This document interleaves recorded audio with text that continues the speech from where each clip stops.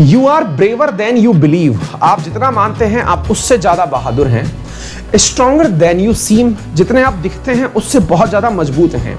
And smarter than you think, और जितने आप अपने आप को मूर्ख समझते हैं इतने मूर्ख आप है नहीं, आप उसकी तुलना में बहुत स्मार्ट हैं। स्मार्ट है मतलब आपका इंटेलेक्चुअल जो जीवन है ना वो सही चल रहा है। सवाल बनता है सर क्यों बता रहे हो आप, मतलब आपको ऐसा लग रहा है क्या कि हम बिल्कुल घपोड़ संख हैं, या आपको लग रहा है कि हम स्ट्रांग नहीं हैं, वीक हैं? अरे हमने कहा भाई ऐसा नहीं है।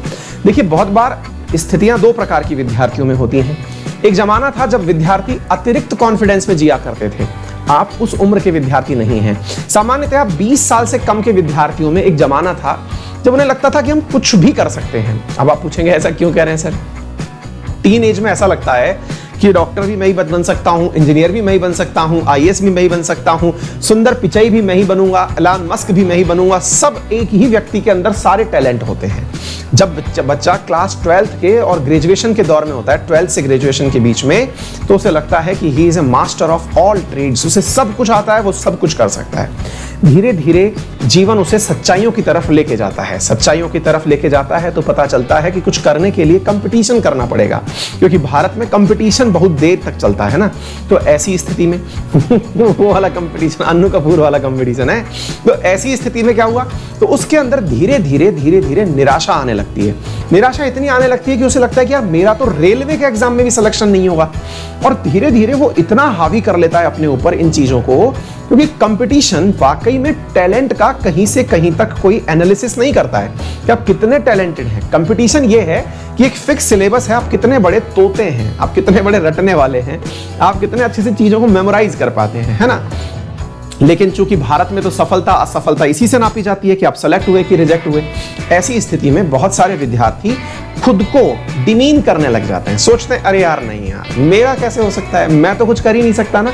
तो मैं आपको बता दूं कि आप बहुत स्मार्ट हैं। जिसको नमक का स्वाद आता है, पानी की प्यास लगती है, मैं मानता हूं कि वो व्यक्ति बहुत बुद्धिजीवी है, अर्थात उसको समझ में सब आता है। फर्क इतना है कि उसे अपॉर्चुनिटी नहीं मिली है। सबसे जरूरी चीज जीवन में क्या है? अपने ऊपर विश्वास करना, और लोगों की कही बातों पर नहीं कि कोई आपसे कह देगा यार तुम अथाह मूर्ख हो। यार भाई तुम्हारी नजर में हो सकते हैं, हो सकता है तुम्हें हमारे टैलेंट की पर कद्र ना हो। सबसे पहले खुद पर विश्वास ये होना कि मैं जो कर रहा हूं मेरा पोटेंशियल क्या है, मेरे अंदर स्किल क्या है। बोले सर हमारे अंदर स्किल क्या हो सकती है, हम तो किताब उठाते हैं और पढ़ लेते हैं, इसमें स्किल कहाँ लगती है? अरे भैया बहुत बड़ी बड़ी स्किल्स हैं आपके अंदर, आपको पता नहीं है। आपके अंदर अगर विशेष प्रकार से बातचीत करने की भी कला है, मेरी तरह टीचर बन जाइए, है ना। यदि आपके अंदर कोई भी स्किल है, आप एक बहुत अच्छे आर्टिस्ट हैं, तो अपनी बातें आर्ट में लिखकर भेजिए। बोले सर हमने अपनी आर्ट तो नहीं नापी, अरे आपकी पढ़ने में भी स्किल हो सकती है।